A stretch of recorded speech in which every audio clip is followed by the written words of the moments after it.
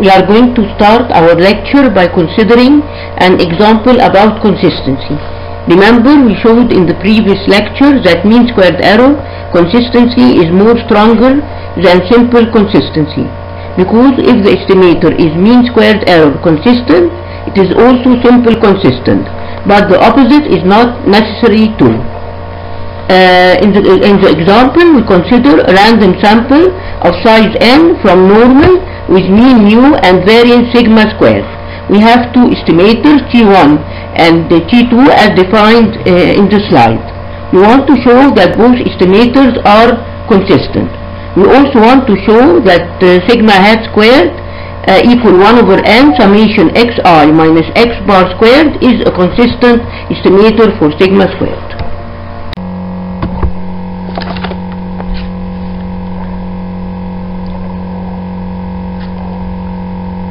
From previous lectures, we have proved that both estimators T1 and T2 are unbiased estimators for mu, since the expected value of T1 is equal to mu and the expected value of T2 is also equal to mu. Now we know that for unbiased estimators the mean squared error is equal to the variance.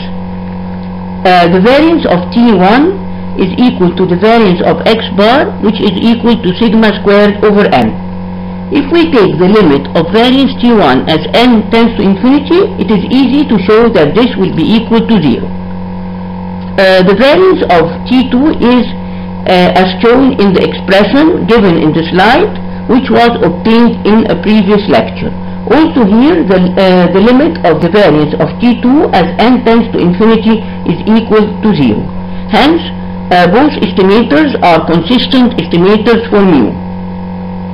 Now for sigma hat squared, the mean squared error of sigma hat squared is equal to the bias squared plus the variance, because sigma hat squared is a bias estimator for sigma squared. This is given by the expression shown in the slide, which was also proved in a previous lecture. It is easy to show that limit mean squared error as n tends to infinity equals 0, hence sigma hat squared is a consistent estimator for sigma squared. Now we are going to move to another criterion related to goodness of estimators, which is called sufficiency. Remember, we studied before unbiasedness, efficiency and consistency as criteria for goodness of estimators. The definition of sufficiency: let x1, x2 till xn be a random sample from a probability density function or a probability mass function. We say that t, which is a function in the observations x1, x2 till xn, is a sufficient statistic for the parameter t if and only if the conditional distribution of the likelihood function given t does not depend on theta. You know that in the case of discrete random variable, the likelihood function is the same as the joint distribution of the random variables x1, x2 till xn. So in the case of discrete random variables, the conditional likelihood will be the same as the conditional joint distribution of the x's given t.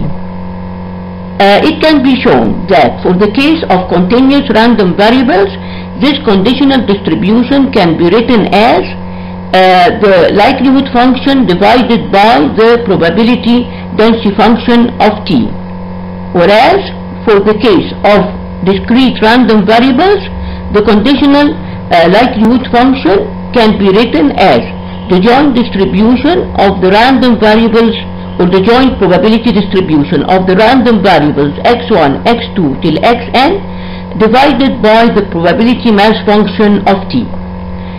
If either the equations 1 or 2, which are shown in the slide, does not depend on theta, we say that T exhausts all the information about theta that is contained in the sample, and in this case we say that T is a sufficient statistic for theta.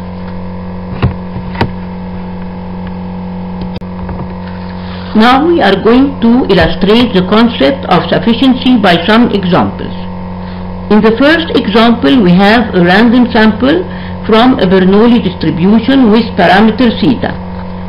As you know, the probability mass function of the Bernoulli distribution is as given in the slide. We want to show that T equals summation xi is a sufficient statistic for theta. Now, using the definition, we can say that the conditional likelihood function is equal to the likelihood function divided by the probability mass function of T. As we have a discrete random variable, the likelihood function here is also a joint probability mass function, as we said before. To get the probability mass function of T, recall that if xi is a Bernoulli random variable and if the x's are iij, and this is satisfied here, since we have a random sample, then summation xi will follow a binomial distribution with parameters n and theta. Hence, the probability mass function of T is as given in the slide. Now we have that the conditional likelihood function will be equal to the likelihood function divided by the probability mass function of T equals summation xi, and this is given in the slide. After we cancel the similar terms from numerator and denominator, we are left with 1 over n choose summation xi, which does not depend on theta, and hence we can say that T equals summation xi is a sufficient statistic for theta.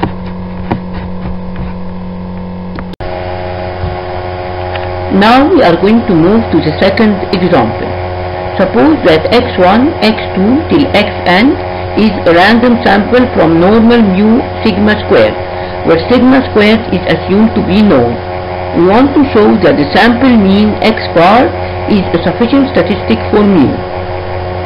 So, if we use the definition, the conditional likelihood function can be written as the ratio of the likelihood function divided by the probability density function of x bar.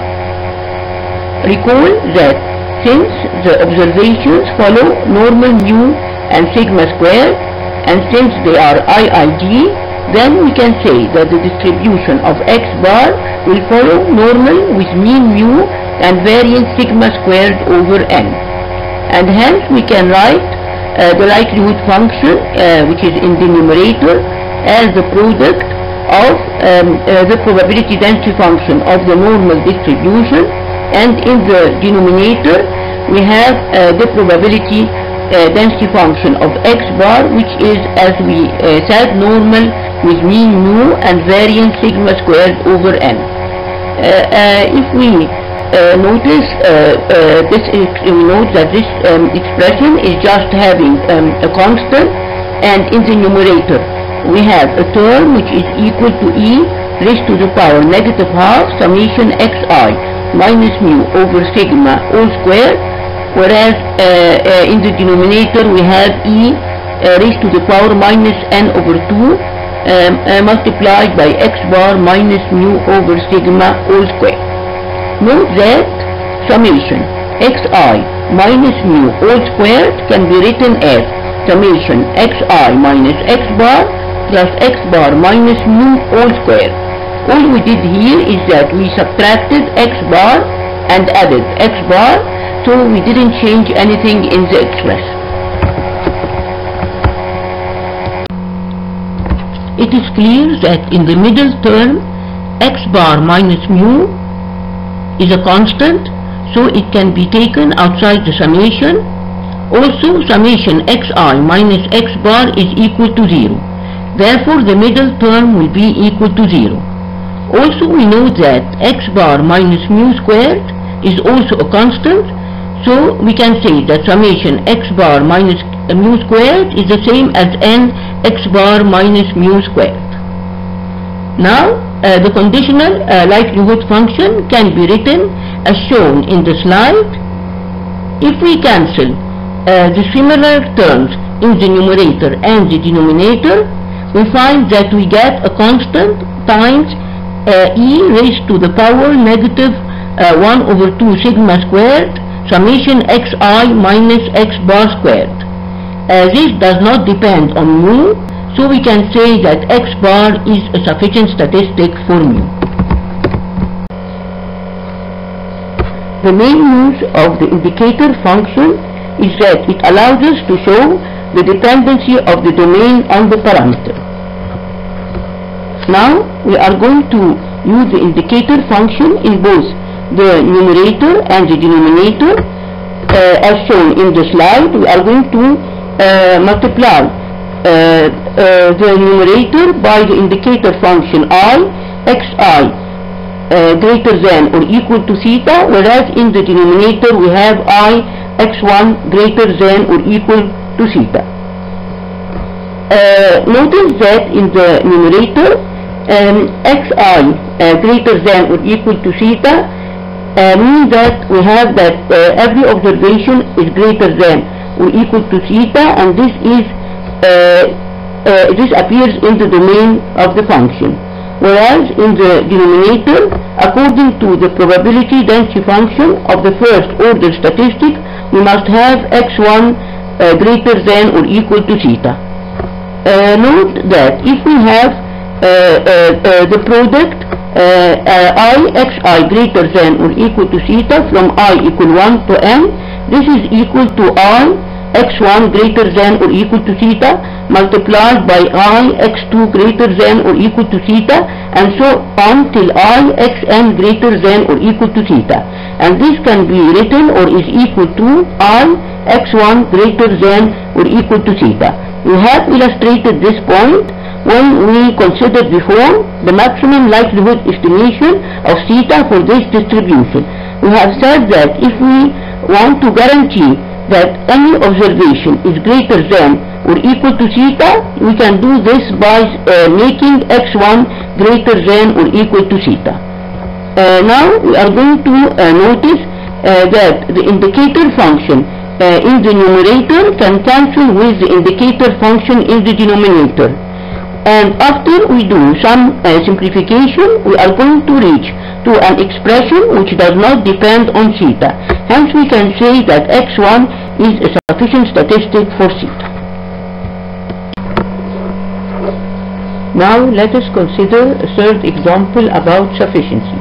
If we have a random sample drawn from the probability density function f of x and theta as given in the slide, and we want to prove that y equal x1, the first order statistic or the smallest order statistic, is a sufficient statistic for theta.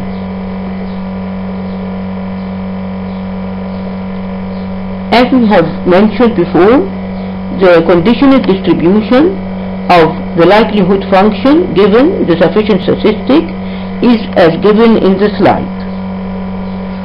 As you know, the probability density function of the smallest order statistic can be obtained using the formula f of y equals n1 minus f of xy raised to the power n minus 1 multiplied by f of xy. Remember that f capital is the CDF of x evaluated at the value y, whereas f small is the PDF of x evaluated at the value y. In this particular problem, because the domain of the function depends on the parameter theta, we are going to use a function known as the indicator function. The indicator function is defined as follows: I x greater than or equal to theta is equal to 1 if x greater than or equal to theta and it is equal to 0 otherwise.